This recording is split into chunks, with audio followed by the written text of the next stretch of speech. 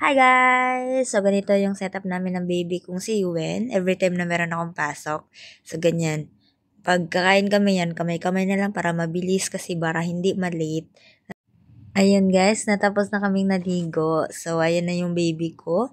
Aantayin na lang niya yung magsusundo sa kanya kasi masyado pa siyang maaga kapag sinabay ko siya. So, ayan. Ako muna yung mauuan ng alis. Dito na ako sa school. So, ito na yung mga classmates ko.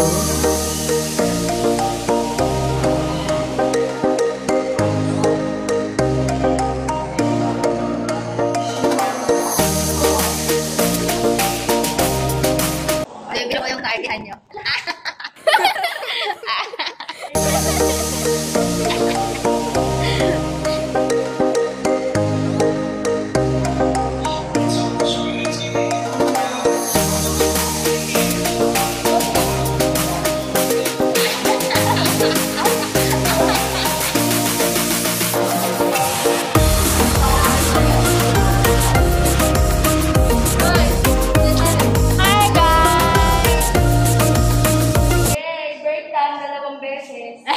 Kita pa kami sa CCTV mga Oo nga. talaga.